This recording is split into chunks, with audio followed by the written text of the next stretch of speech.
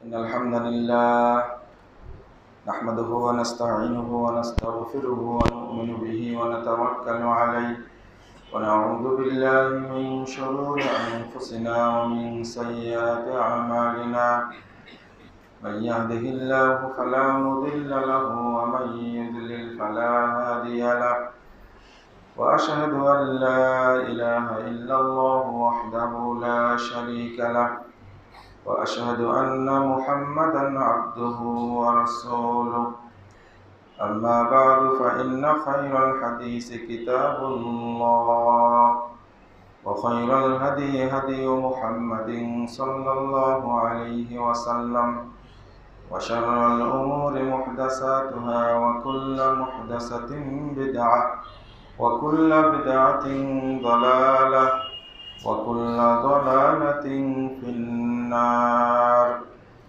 فأعوذ بالله من الشيطان الرجيم والذي أرسل رسوله بالهدى ودين الحق ليظهر على الدين كله ولو كره المشركون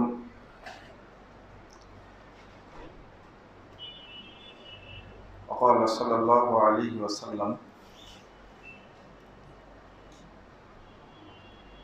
لا يبقى بيت مدر ولا أول إلا أدخله الله كلمة الإسلام بعز عزيز أو ذل ذليل إما يعزهم الله فيجعلهم من أهلها وإما يذل فيدينون لها رواه أحمد بإسناد صحيح সম্মানিত মুসলিমবৃন্দ, রাষ্ট্রীয় কাঠামো কি হওয়া উচিত এই বিষয়টা নিয়ে আপনাদের সামনে খুতবায় আলোচনা করব ইনশাআল্লাহ। ওয়া তাওফীকি ইল্লা বিল্লাহ আলাইহি তাওয়াক্কালতু ওয়া ইলাইহি উনীব। শুরুতেই আমাদের সাবেক মুতাল্লিক আমাদের মাঝ থেকে বিদায় নিয়েছেন, এজন্য আল্লাহর কাছে দোয়া করি আল্লাহ রাব্বুল আলামিন যেন তাকে কবুল করে নেন, আল্লাহ যেন তাকে জান্নাতুল ফেরদাউস দান করেন। আমিন। সাথে সাথে আল্লাহ যেন আমাদের কবুল করে নেন।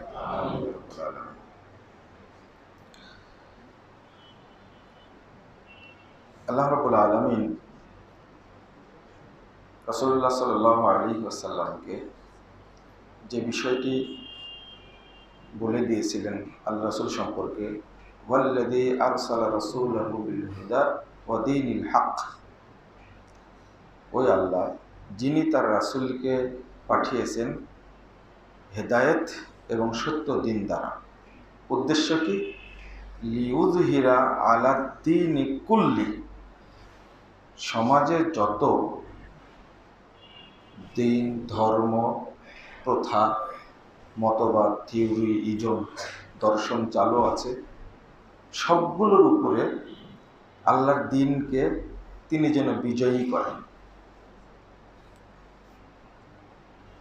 আলাদ দ্বীনি কুল্লি,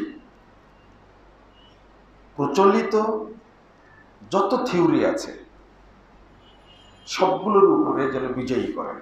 ওয়ালাউ কারিহাল মুশরিকুন, যদিও মুশরিকরা এটাতে অপছন্দ করে। মুশরিকরা এটা পছন্দ করবে না, কারণ মক্কাতেই তখন অনেক ইজম চালু ছিল, দলাদলি চালু ছিল, কিন্তু মুহাম্মদ রাসূলুল্লাহ সাল্লাল্লাহু আলাইহি সাল্লাম কোনোটার সাথেই আপোষ করেননি। কারণ আল্লাহ যে হেদায়েত এবং দ্বীন দিয়েছেন সেটাই মানতে হবে। প্রচলিত যতই থাক না কেন দিন, ধর্ম, দর্শন, থিওরি, মাযহাব, মতবাদ, ইজম, তরিকা, কোনোটার সাথে আপোষ করা যাবে না। তাই বলছেন লিউযহিরা আলা দ্বীনি কুল্লি। এটা কোরআনে 3 জায়গায় এসেছে।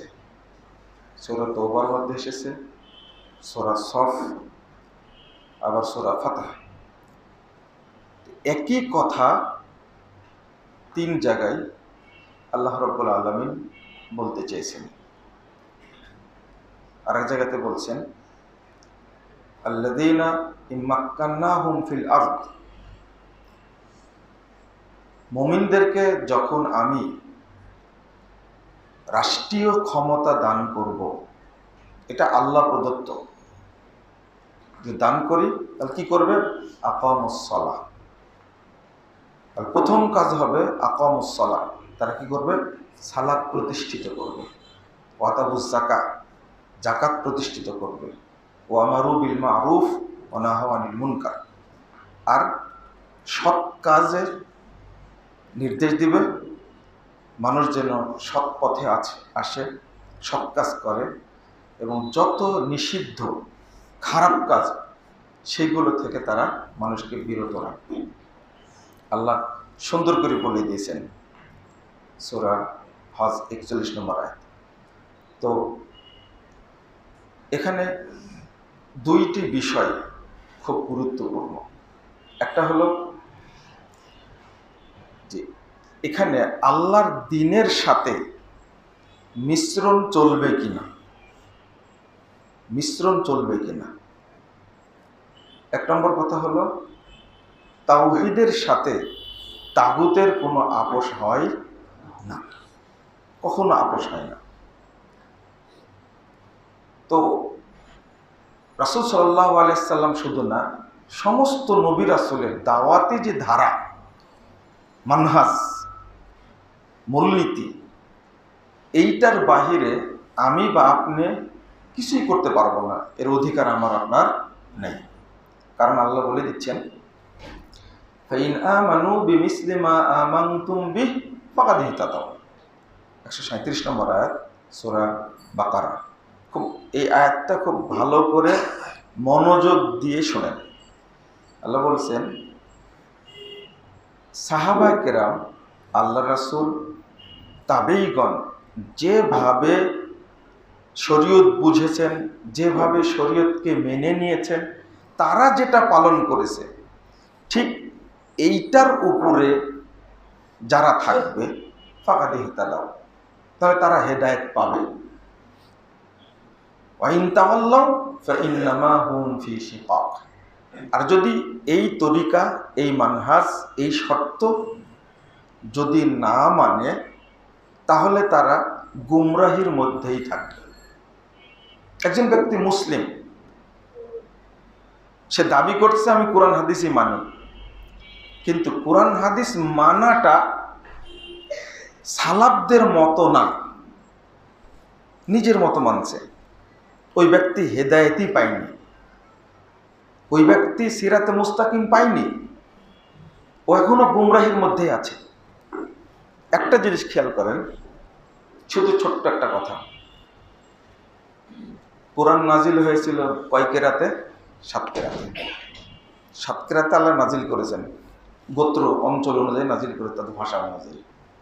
এখন কি 7 কেরাত পড়া জায়েজ? জায়েজ? এই নাজায়েজ করলো কি?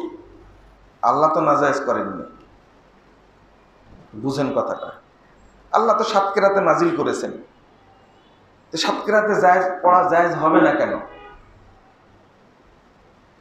জায়েজ হবে না, কারণ শুধু কুরাইশি কেরাতটা রেখে সাহাবায়ে কেরাম বাকিগুলো জ্বালিয়ে দিয়েছে, ওটা চলবে না। এটাই হলো মানহাজ। এবার একটু ঘুরায় বলেন, একটু চিন্তা করেন, যদি 7 কেরাতের মধ্যে 6 কেরাত যেটা নাজিল হয়েছে সেইটা পড়াই যদি নাজায়েজ হয়, তাহলে কোরআন বাংলা উচ্চারণ করে পড়া কি জায়েজ? বুঝলেন না মনে হয়? আমাদের বুঝ, ধারণ ক্ষমতা খুব কম। তো এই 7 কেরাত নাজিল হওয়ার পরেও 6 কেরাতে পড়া যাবে না, কুরাইশি কেরাত যেটা সেটাতেই পড়তে হবে। এটা হলো মানহাজ, এটা সালাফদের অর্থাৎ সাহাবীদের নীতি। আপনি এখানে নিজের মতো বুঝলে চলবে না। যেমন শিয়ারা বিভিন্ন কেরাতে পড়ে, এটা হারাম, এটা চলবে না। তো এখানে আপনি যতই বুদ্ধি খাটান, এই বুদ্ধি, আপনার এই জ্ঞান, আপনার দূরদর্শিতা, আপনার বিচক্ষণতা কোনোটাই চলবে না এখানে। সরাসরি যেটা যেভাবে সালাফরা বলে গেছেন ওইটাকে ওইভাবে আমাদেরকে মেনে চলতে হবে। যেটা বলছিলাম, এটা মিশ্রণ চলবে কিনা? মিশ্রণ চলবে না। তাগুতের সাথে তাওহীদের কখনো মিল হতে পারে না।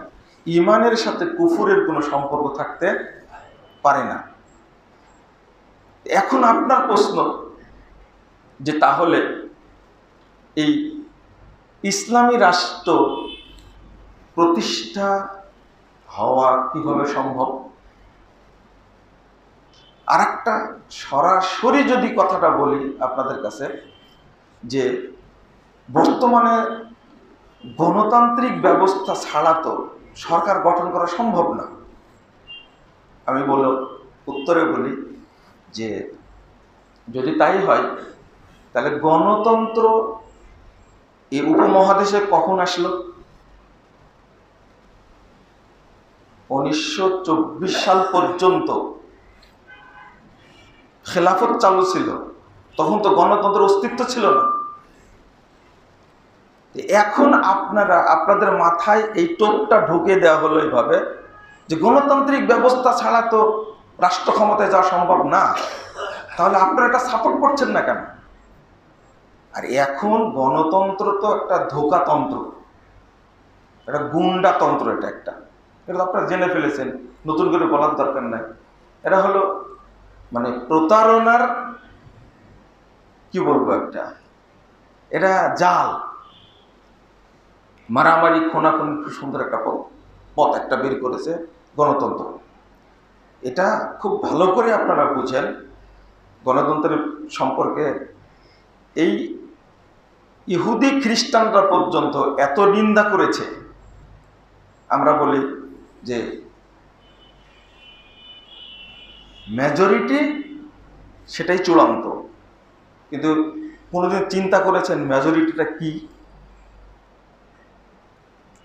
আপনার ঢাকা 1 আসনে 3 লাখ ভোটার আছে, 3 দলে ভোট পেয়েছে। এক দল পেয়েছে 90,000, এক দল পেয়েছে 1 লাখ, আর এক দল পেয়েছে 1,10,000। বলেন তো এমপি হবে কে? 1,10,000। এবার 1 লাখ আর 1,80,000, তাহলে কত হলো? 80,000 আর 1 লাখ কত হলো? 1,80,000। আর যাকে আপনারা এমপি নির্বাচন করলেন সে কত? 1,10,000। মেজরিটি মাস্ট বি গ্যারান্টেড, তাই না? মেজরিটি হয়েছে? আপনারা এটাই করেন তো, তাই না? এটা করেন না? এটা তো হয়। তাহলে আপনারা কিভাবে চাপাই দিলেন মানুষের উপরে যে মেজরিটি যেদিকে যাবে সেদিকেই? 1,10,000 মানুষের সমর্থন নিয়ে তারা 1,80,000 মানুষের উপরে কি চালাবে? শাসন চালাবে। তো এইটা তো আর গণতন্ত্র হলো না। তাহলে এখানে মেজরিটি কোথায় হলো? আরো কমবে, যদি আরো একটু 2-4টা প্রার্থী ঢোকানো যায়, আরো কমতেই থাকবে। আমাদের তো এমপি দাঁড়ায় 8 জন, 10 জন, 15 জনও দাঁড়ায়, প্রার্থী অনেকগুলো। এইটা হলো গণতন্ত্র। আর একটা হলো, মনে করেন যে 100 জন বিশ্ববিদ্যালয়ের ভিসি, এখন তো 113টা বিশ্ববিদ্যালয় আছে, শুধু প্রাইভেট বিশ্ববিদ্যালয়। আমি মোটের উপরে বলছি, 113টা ভিসি, 13 জন ভিসি ভোট দিয়েছে আপনাকে। আর আমাকে ভোট দিয়েছে 101 জন মুসি, তাহলে এমপি কে নির্বাচিত হবে? আমি। কেন 101 জন যে, আর ওটা 100 জন, এটা হলো গণতন্ত্রের রূপটা, তাই না? এখানে জ্ঞানের, মেধার, অভিজ্ঞতার কোনো মূল্য নেই। ওই 101 জন অশিক্ষিত, আমরা বলি, এটা ভাষাটা একটু খারাপ হয়ে গেল, আপনারা কষ্ট পাবেন না, একটা ইলিশ মাছ আর 100টা পুঁটি মাছ একরকম হবে? হ্যাঁ, দেখে কিনে নিতে পারেন কিনা? আমি আপনাকে 100টা পুঁটি মাছ দেব, আপনি আমাকে একটা ইলিশ মাছ দিবেন?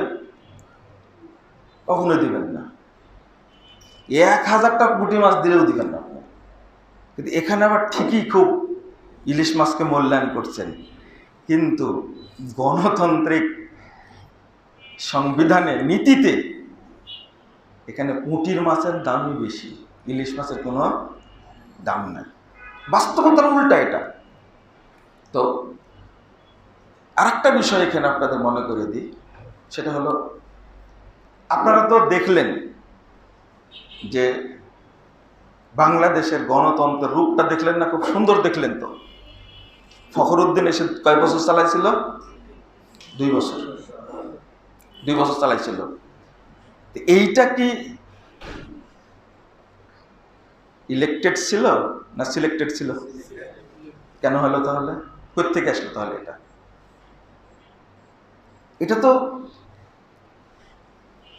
সিলেকশন ছিল, ইলেকশন ছিল না তো। ওটা আসলো কিভাবে তাহলে? 2 বছর চালালো কি করে? এরপরে আসলো কি তন্ত্র? ধোকাতন্ত্র আসলো, তাই না? ধোকাই তো, ওটাও ছিল ধোকা। বলছে যে আমরা একচেটিয়া সিল মারাছি, একদিনে আগেই সিল মারা শেষ হয়ে গেছিল। যারা সিল মারছে তারাই বলছে আমার কাছে। পিলখানার ঘটনা ঘটলো না? পিলখানার পরে আমিও তো জুলমের শিকার হয়েছি। এই গত সরকার আমলে, গত সরকারই তো বলতে হচ্ছে, তাই না? এখন তার নাই। যে সরকার 16 বছর চালালো, ওই টাইমে আমরা জেল খাটছি বিনা অপরাধে। আজকে 10টা বছর হয়ে গেল, এই মামলার আজ পর্যন্ত চার্জশিট দেওয়া হয়নি। প্রতি মাসে হাজিরা দিতে হয়, বিভিন্ন জায়গায় বলে বলে আজ পর্যন্ত এই মামলার কোনো ক্লু বের করা যায়নি। এখনো প্রতি মাস হাজিরা দিতে হয়। যদিও বলা হয়, আবেদন করা হয়েছে যে আমাকে হাজিরা থেকে অব্যাহতি দেওয়া যায় কিনা, না, এমন মামলা এটা স্বরাষ্ট্র মন্ত্রণালয় নখদর্পণে আছে, এটা অব্যাহতি দেওয়া যাবে না। কি সুন্দর যুক্তি! শেষে কি হবে? রিপোর্ট দিবে, হয়তো বা আল্লাহ মুক্ত করবেন ইনশাআল্লাহ। কিন্তু আমার এই টাইমটা, খুনের মামলা ঘাড়ে নিয়ে চলা কত সম্মানের ব্যাপার, তাই না? নাউযুবিল্লাহ। তো সেই সময় বসে শুনেছি। এরপরে আপনারা খুব সুন্দর নির্বাচন করলেন একটা 14 সালে। আমি গণতন্ত্রের কথা বলছি, কিন্তু 153টা আসনে বিনা প্রতিদ্বন্দ্বিতায় এমপি হয়ে গেল। এটা গণতন্ত্র না? এটাই গণতন্ত্র। তো আপনার দেশের গণতন্ত্রের কথা বলছি। এরপরে আর একটা গণতন্ত্র দেখলাম, সেটা কি? নৈশ ভোটের গণতন্ত্র, তাই না? এরপরে আমরা দেখলাম 24 সালে, সেটা হলো বিনা ভোটের গণতন্ত্র। শোনেন, মুসলিমদের জন্য কল্যাণকর কেবল সেটাই যেটা আল্লাহ রাব্বুল আলামিন দ্বীন হিসাবে প্রেরণ করেছে, এছাড়া কিছু কল্যাণকর নয়। মানে একচেটিয়া ভোটে আপনারা প্রার্থী দিয়ে নির্বাচন করে জানুয়ারি 7 তারিখে নির্বাচন হলো, আর সেই মানে এত ভোটে নির্বাচিত হয়ে শেষে 5ই আগস্টে মাত্র কয় মাস, 6 মাস না হতে আপনারা একটা দেশের প্রধানমন্ত্রীকে বিদায় করে দিলেন। বিদায় করে না পালাই গেল, তাই না? যেটাই বলেন না কেন আপনারা, এটা হলো গণতন্ত্রের রূপ। এখন আমাদের মনে রাখবেন একটা জিনিস, আহলে হাদিসদের কোনো বন্ধু নাই, আমাদের একমাত্র বন্ধু আল্লাহ, সাহায্যকারী আল্লাহ। আলহামদুলিল্লাহ। আমরা চাই না এই কথা এইভাবে বলতেই থাকবো, আপনাদের মাথায় ঢুকুক চাই না ঢুকুক, কিন্তু আল্লাহর কাছে বলবো যে আল্লাহ বলেছি। আমরা কথা বুঝতে পারেননি? যদিও এটা বলতে বলতে আমাদের 1000 বছর যায়, তাতেও আমাদের যায় আসে না। কারণ নূহ আলাইহিস সালামের মতো মানুষ কয় বছর দাওয়াত দিয়েছিলেন? 950 বছর। আপনি আমাকে বলতে পারবেন না, আপনি আমাকে বলতে পারবেন না ও মুজাফফর সাহেব খালি আকীদা তাওহীদ আর মানহাজের কথা আর কতদিন বলবেন? না, বলতেই থাকবো ইনশাআল্লাহ। কারণ একটা জিনিস স্পষ্ট বুঝি, আল্লাহ রাব্বুল আলামিনের কাছে যতদিন ঈমানের স্বচ্ছতা এবং আমলের বিশুদ্ধতা কবুল না হবে, ততদিন আল্লাহ আমাদের উপরে খেলাফত দান করবেন না। যেটা আসবে সেটা ধোঁকা। নূহ আলাইহিস সালাম 950 বছর তাওহীদের দাওয়াত দিয়েছেন, দিয়ে দিয়ে দিয়ে তার ফলাফল পেয়েছেন মাত্র 39 জন মানুষ। কয়জন? 39 জন মানুষ। আমরা ওই সময়ের চেয়ে ভালো আছি আলহামদুলিল্লাহ, কারণ এখন 39-এর চেয়ে বেশি। আমরা দাওয়াতি কাজ করছি কয় বছর যাবত, দাওয়াতি কাজ করছি, তাই তো অন্তত খিল গায়ে হবে 49 জন হবে ইনশাল্লাহ। তো আমাদের বাস্তবতা এটা। আপনি খেয়াল করেন, কথাটা বললাম যে আমাদের কোনো বন্ধু নাই। আমরা যে সরকার যখন আসে রদ বদল হয়, কিন্তু নির্যাতনের খড়গটা আমাদের উপর থেকে কখনো উঠে না, কমে না। বহু প্রোগ্রাম বন্ধ করে দেওয়া হয়, আমাদের উপরে অনেক অভিযোগ। এমনকি এটা দারুণ একটা ব্যাপার, একদিকে জেল খাটলাম, আর একদিকে ওখানে গিয়ে আল্লামা দেলোয়ার হোসেন সাঈদী রাহিমাহুল্লাহ, তার সাথে দেখা হলো। যাওয়ার আগে তিনি আমার কাছে একটা পত্র লিখেছিলেন, জাল হাদিসের কবলে রাসূলুল্লাহ সাল্লাল্লাহু আলাইহি ওয়াসাল্লামের সালাত, এই বইটা 9 পৃষ্ঠার একটা পত্র। এটা লিখছেন 2013 সালের 25শে ডিসেম্বর। সাথে সাথে আমার কাছে পৌঁছেনি পত্রটা, ফটোকপি। আমি 14 সালের ঠিক নির্বাচনের দিনেই আমি বাংলাদেশে আসি। আমি গেছিলাম মালদ্বীপে, সেমিনার ছিল, প্রোগ্রাম ছিল। ওখান থেকে আসার পরে আমার হাতে পত্রটা পড়লো 6 জানুয়ারি 2014 সালে। আর আমি 14 সালের 7 নভেম্বর আল্লাহ আমাকে লাল ঘরে নিয়ে গেলেন, যাকে ওর দুনিয়ার কবর বলে। অবশ্য আয়না ঘরটারে আমাকে নিয়ে যাওয়া হয়নি আলহামদুলিল্লাহ। তো সেখানে গিয়ে থাকলাম, অবস্থান করলাম। কিভাবে 56 জন আসামি নিয়ে গেল এক গাড়িতে আমাদেরকে, ঢাকা জেলা কালাঘাট থেকে কাশিমপুরে। সবাইকে অন্যান্য জায়গায় দিয়ে দিল, একমাত্র আসামি আমাকে দিল একে, কাশিমপুর 1। ঢোকার সময় দেখলাম সাঈদী সাহেব রাস্তায় হাঁটছেন, আমাকে অন্য রুমে দিয়েছিল। তো আলেমরা আলেমদেরকে শ্রদ্ধা করে, এতটা মানে মহব্বত তার মধ্যে ছিল, ওটা তো জানি না। শোনার পরে রাত্রিতে অনেক ফল, আপেল, ডালিম, তারপরে বিস্কিট, জামা, একটা নতুন পায়জামা একটা ব্যাগের মধ্যে দিয়ে পাঠায় দিয়েছে, ছোট্ট করে আরবিতে লিখে দিয়েছেন এই জায়গাতে, হাদিয়াতুম মিন সাইদি, কথাটা লেখা আছে। ওই ব্যাগটা আমার কাছে এখনো আছে। তো পরের দিন আলহামদুলিল্লাহ ওনার সুপারিশেই, ওখানে ডাক্তার ছিলেন হলো আলহামদুলিল্লাহ এই সহি পদ্ধতিতে সালাই আদায় করা মানুষ, আলহামদুলিল্লাহ ওনার সুপারিশ আমাকে মেডিকেলে নিয়ে আসলে মেডিকেল পার্টটা আর সেলটা একই জায়গায় পাশাপাশি। যারা অনেকে তো আছেন এখানে আছেন, জেলখানা জাননি আপনার একসঙ্গে। তো এই পার্টটা মেডিকেল, এই পার্শ্বে 3টা পার্ট ছিল, সেলের পার্ট আর কি। সাইদি সাহেব থাকতেন প্রথমে, তারপরে সালাউদ্দিন কাদের চৌধুরী, তারপরের পার্টটা থাকতেন ক্যাপ্টেন শাহাবুদ্দিন, এনএসআইয়ের প্রধান ছিলেন যিনি। 3 মাস 22 দিন একসঙ্গে থাকলাম। এখন আমি কেন ঘটনাটা বললাম, এ কথা এর আগেও বলেছি, অনেক স্নেহ আদর পেয়েছি, ওইগুলো আর বলছি না। যখন বেরিয়ে আসলাম, কিভাবে প্রচার হয়ে গেছে যে মুজফফর বিন মোহসিনের সাথে দেখা হয়েছে, প্রচার তো আমি করেছি। একটা বক্তব্য বলেছিলাম, একটা বক্তব্য বলে ডিবির বিপদে পড়লাম, তারপরে আর একটা কি সিআইডির বিপদে পড়লাম, ডেকে নিয়ে গিয়ে এত হেনস্থা, কেন আপনি বক্তব্যগুলো বললেন, আপনি জানেন না সে এত বড় মৃত্যুদণ্ডপ্রাপ্ত আসামি, এই সেই ইত্যাদি বললেন।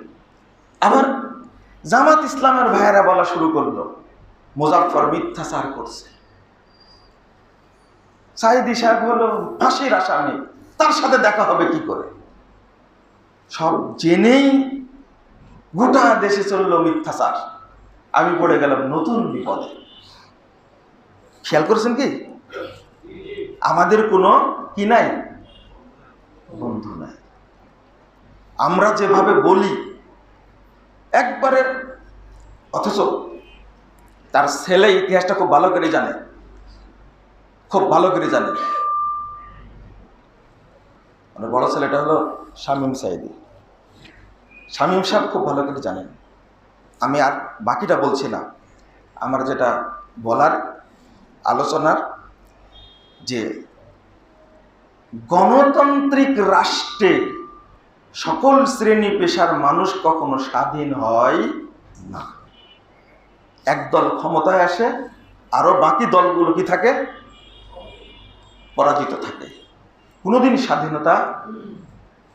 আপনারা আমরা বলছি এখন কি, আমাদের ছেলেরা দ্বিতীয় বিজয় নিয়ে এসে দিচ্ছে বাংলাদেশে, বিজয় নিয়ে এসে দিল, সংগ্রাম করলো তারা। এই সরকারটা গঠন হলো গতকালকে। এটা কি ইলেকশন না সিলেকশন? কেন ইলেকশন ছাড়া হয় না, এটা সিলেকশন হলে কি করে? ইলেকশনই দরকার, সিলেকশন হলে কি করে? মাথায় ঢোকান ভালো করে। বাংলাদেশে সব হয় সিলেকশনে। আইনসভা, বিধানসভাটা সিলেকশন করলে কি সমস্যা? মানে প্রশাসন, সিভিল প্রশাসন, বিচার বিভাগ সবগুলো হয় কিভাবে? সিলেকশনে না? প্রধান বিচারপতি কিসে হয়? সিলেকশনে। তারপরে আপনার অ্যাটর্নি জেনারেল গতকালকে নিয়োগ হয়েছে, পরশুদিন, কি ইলেকশনে আর সিলেকশনে? সব ডিসি হয় কিসে? এসপি হয় কিসে? এরা হয় স্থায়ী পদ, এগুলো, তাই না? স্থায়ী পদ। আর ক্ষণস্থায়ী পদের জন্য বাংলাদেশের মানুষ মারামারি করে, খুনাখুনি করে, সেটা 5 বছর। আর একবার যে ক্ষমতা যায়, সে মনে করে আর জীবনে নামবো না। আর একটা জিনিস এখানে আপনাদের মাথায় রাখতে হবে, সেটা এই জন্য আল্লাহ যখন ক্ষমতা দেবেন, প্রথম দরকার হলো দেশে কি প্রতিষ্ঠা করবেন? সালাত প্রতিষ্ঠা করবেন। যারা ক্ষমতায় আছে তারা নিজেই নামাজ পড়ে না, সবগুলোই কি নাস্তিক। ছেলেরা সংগ্রাম করলো, বলছে একজন কালকে, এই জগদ্দল পাথর স্বৈরাচারের পতন করে আমরা স্বাধীন হয়েছি। স্বাধীন করে এই ছেলেগুলো যাদের হাতে দায়িত্ব দিল তারা কি সালাত প্রতিষ্ঠা করবে? স্বপ্ন দেখেন আর পান্তা ভাত জাল দিয়ে খান। বুঝেননি কথা? এরপরে কেউ বলছে 3 বছর তারা থাকবেন, একটা দল আবার গঠন করবেন। দল 3 বছর থাকার পরে আর একটা দল গঠন করলো, তারপরে নির্বাচন দিবেন। একজন তো আসবেই, তাই না? তারপর নির্বাচন। এই 3 বছর যে চালাবে, এটা কি সিলেকশন গভর্নমেন্ট না ইলেকশন গভর্নমেন্ট? কেন? কিসের গণতন্ত্র এটা? এটা হলো ধোকাতন্ত্র, এটা গুন্ডাতন্ত্র। এটা ইহুদি খ্রিস্টানরা মুসলিম রাষ্ট্রে কখন ভালো জিনিস চালু রাখবে না, এটা মনে রাখবেন। আর ইসলামী দলগুলো ওই শুধু স্বপ্নেই দেখতে থাকবে, আর স্বপ্নে গোপনে গোপনে কলা খাবে। আজকে ওই দোয়া করার জন্য একজনকে নিয়েছে, দোয়া করা, বুঝেন তো? দোয়া করা, হুজুর দোয়াটা করে দেন। ওনার আর কোনো কাজ নাই। এরা স্থানীয়ভাবে জনগণের কাছে তাদের কোনো সমর্থন আছে? কে বলেছে আপনাকে? স্পষ্ট কথা। কিসের সমর্থনে দেন? বরং যে ছেলেটা সমন্বয়ক প্রধান নাহিদ, এর সমর্থক বাংলাদেশে মনে হয় বেশি হবে এখন, তাই না? কিন্তু আমি বলতে চাচ্ছি যে এত সংগ্রামের পরে বাংলাদেশের প্রেক্ষাপটে যেগুলো আসে, ঘুরে সিলেকশনই হয়, ইলেকশন হয় না। আরো ইতিহাস যদি বলতে বলেন, আরো ইতিহাস আছে।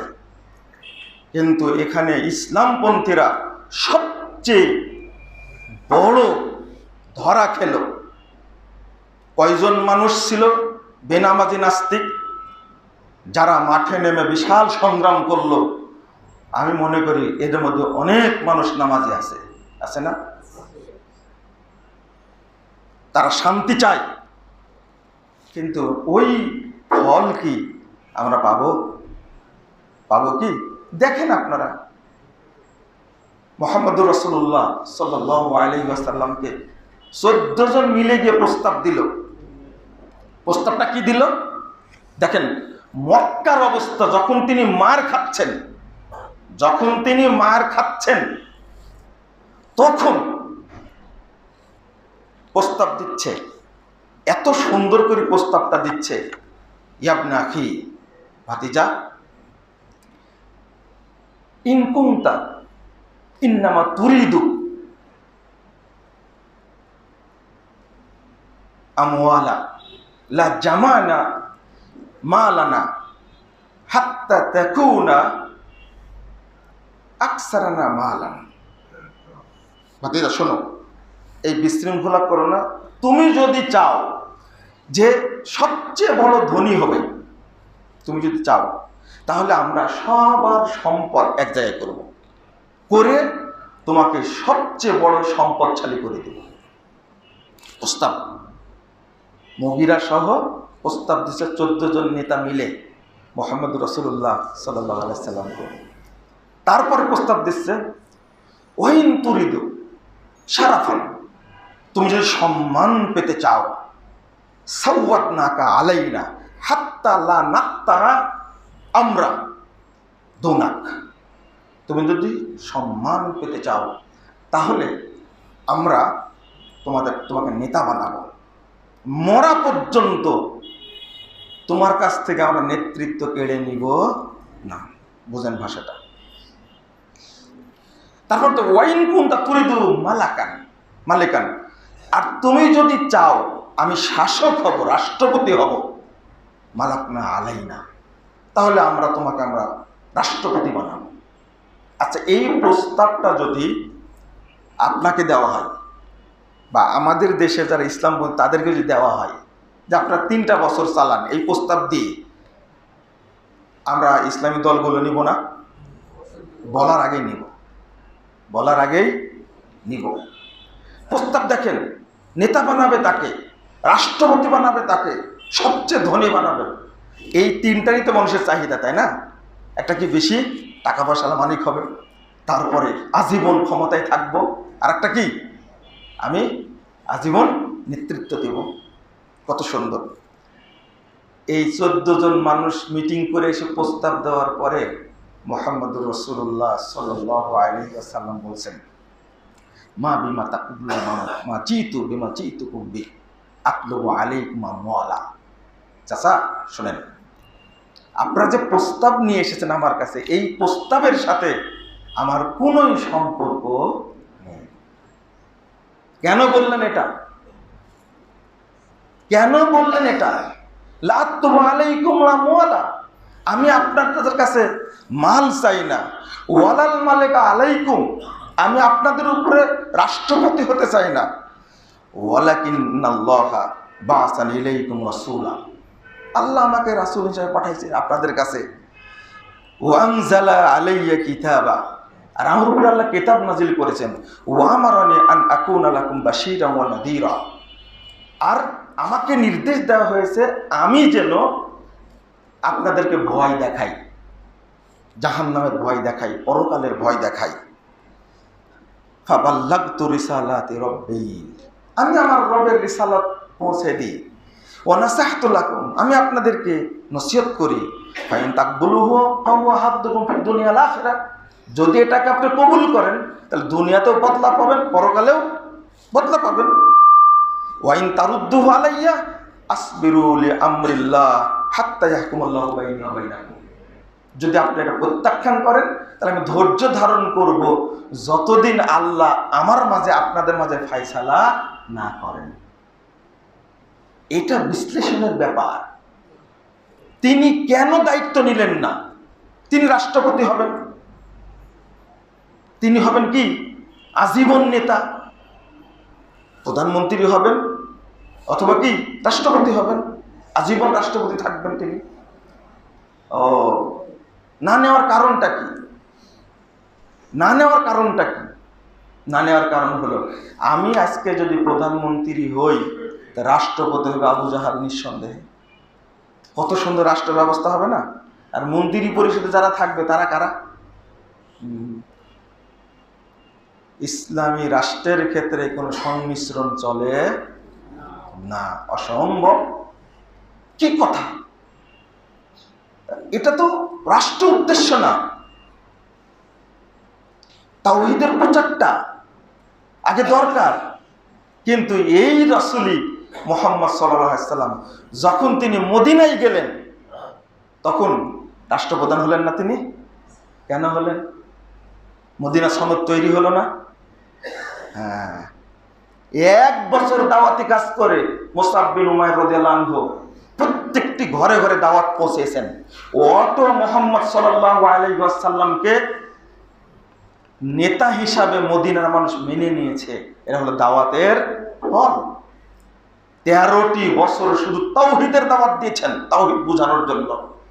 আর আমরা কতটা আশা করি টুপিওয়ালা হয়েও দায়িত্ব গ্রহণ করে আমরা স্মৃতিসৌধে গিয়ে একবার শ্রদ্ধা জানায় শুরু করলাম। এটা কিসের মাধ্যমে? শিরকের মাধ্যমে না ইসলামের মাধ্যমে? হ্যাঁ, শিরকে আকবার যেটা, শিরকে আকবার এটা, যেটার বিধান কি? হলে মুখরিজুন আনিল মিল্লাহ, ইসলাম থেকে বহিষ্কার, ও খালিদান মুখাল্লাদান ফিন্নার, এবং ওই অবস্থায় মারা গেলে চিরস্থায়ী জাহান্নাম। এটা হলো শিরকে আকবরের ফল। মুহাম্মদ সাল্লাল্লাহু আলাইহি সাল্লাম মার খেয়েছেন, কত প্রস্তাব পেয়েছেন, কিন্তু তিনি আপোষ করেননি। মুসা আলাইহিস সালাতু ওয়াস সালাম তিনি বাহারে কুলজুম পেরিয়ে চলে গেলেন, ফেরাউন এবং তার সৈন্যবাহিনী ডুবে মরল, রাজপ্রাসাদ জনগণ সব থেকে গেল। কিন্তু মুসা আলাইহিস সালামকে আল্লাহ বললেন না, তুমি যাও দখল করো। আচ্ছা, এর ইয়াটা কি? এর তাৎপর্যটা কি? বুঝেননি মনে কথাটা? কেন বললেন না যে তুমি যাও, এখন সিংহাসন ফাঁকা, তুমি এখন রাষ্ট্র চালাও? রাষ্ট্র চালাবে কাদের উপরে? তাদের উপরে। যতদিন এই তাওহীদের চেতনা আপনার আমার মাথায় না ঢুকবে ততদিন আমাদেরকে তাগুতের মধ্যেই থাকতে হবে, তাগুতের মধ্যেই থাকতে হবে, কোনো উপায় নাই। গতদিনে বক্তব্য দিলাম জুলুমের বিরুদ্ধে। কি মুসিবত দেখেন, একজন বলছে জুলুমের বিরুদ্ধে কথা বললেন, ডিবি অমুক তমুক ফর্ম দিয়ে কোথায় আছেন, কি করেন, কেন এই সময় বক্তব্য দিলেন আপনি? আর আরেক দল বলছে আপনার তো উচিত ছিল আজকে জুমার দিনে আপনার নেতৃত্বে মিছিল বের করার। বললো যে কোন বিপদে পড়লাম, কেউ কিছুই বোঝে না, চলে এইভাবেই। তবে হ্যাঁ, মাজলুমের দোয়াও আল্লাহ কবুল করেন যদি সেটা কাফেরও হয়।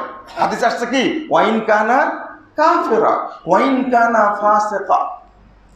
মাজলুমের পক্ষে কথা বলেন, আপনি মাজলুমকে সাহায্য করেন, এটা হাদিস দ্বারা প্রমাণিত।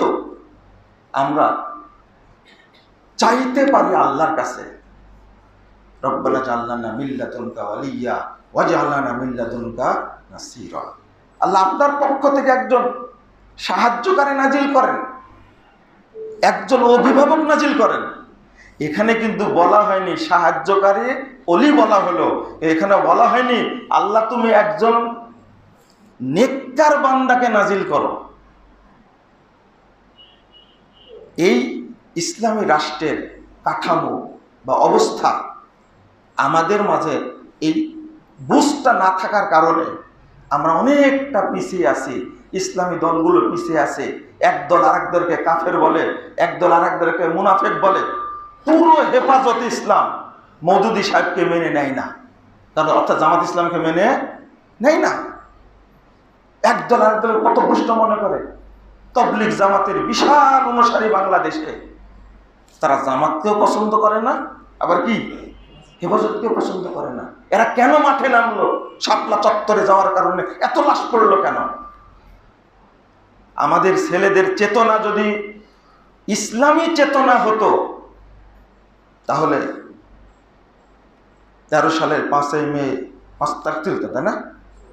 শাপলা চত্বরের যে ঘটনা, আমি শুধু এতটুকু বলে দিই শেষ মুহূর্তে, ইসলামী যদি চেতনা হতো, আজকে কোটার কারণে সারা বাংলাদেশের ছেলেরা ঐক্যবদ্ধ হয়ে মাঠে নেমেছে। এই ছেলেগুলো যদি ইসলামী চেতনা থাকতো, তা আমার এতগুলোর ভাইয়ের লাশ পড়লো কেন? সবাই বের হতে পারতো না? বের হয়েছিল না, ওদের চেতনাটা নাই।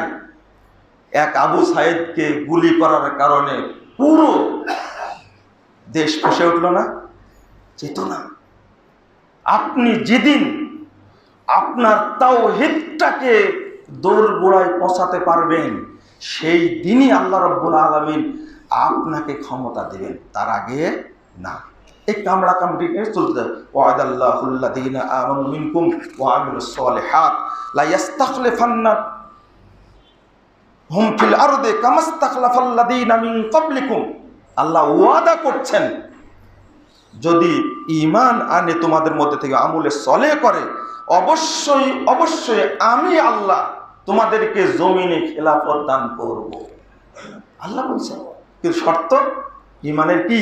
স্বচ্ছতা, আমলের বিশুদ্ধতা, এটা খুব দরকার। আর এই জায়গাতেই আমরা সবচেয়ে কি দুর্বল, আমরা সবচেয়ে পিছিয়ে। এই জায়গাতে সব জায়গাতে কৌশল, ভ্রান্তির বেড়া জালে একামতে দিন, এই বইটা দেলোয়ার হোসেন সাঈদী সাহেব তিনি পড়লেন, পড়ার পর আমার কিছু পরামর্শ দিলেন।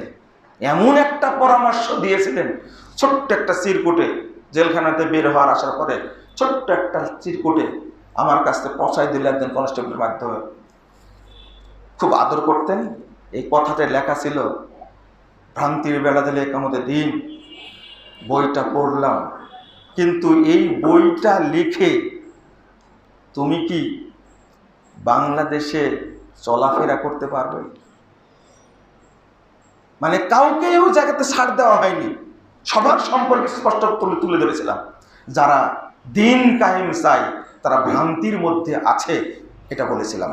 বন্ধুরা আমার, আমরা সালাফি মানহাজের বাহিরে কিছু করতে পারি না, ওরা আমাদের দ্বারা সম্ভব না।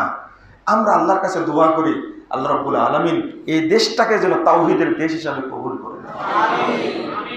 আল্লাহ রাব্বুল আলামিন যেন এই দেশে তাওহীদ প্রতিষ্ঠা করেন।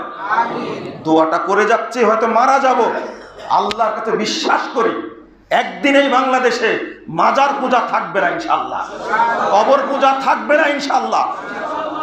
এই ছেলেরা, ছাত্ররা যে কৃতিত্ব দেখিয়েছে, তরুণ আহলে হাদিস ভাইয়েরা, আহলে হাদিস আলেমরা, দায়ীরা, আপনি যদি এই পর্যন্ত যেতে পারতেন, প্রত্যেকটি জায়গায় যদি তাওহীদ দাওয়াত পৌঁছাতে পারতেন, মাত্র একদিন টাইম লাগলে বাংলাদেশের সব মাথা ভেঙে থামতে, একদিন টাইম ইনশাআল্লাহ, একদিনও লাগবে না। লাগলো কি? যা করলো ছেলেরা। আর চেতনা, একজন কাজ করলো আর আরেকজন করলো কি? লুটপাট, তাই না? গণভবনে গিয়ে সব লুটপাট করে শেষ করে দিল, ভেঙ্গে চুরে। কালকে দেখে আমি আশ্চর্য হয়েছি, এ কি কাজ করলো? সারা দেশে লুটপাট করছে। আমি ছাত্র ভাইদেরকে বলবো যে যারা লুটপাট করছে, সিসি ক্যামেরা দেখে তাদেরকে আইনের আওতায় নিয়ে আসো।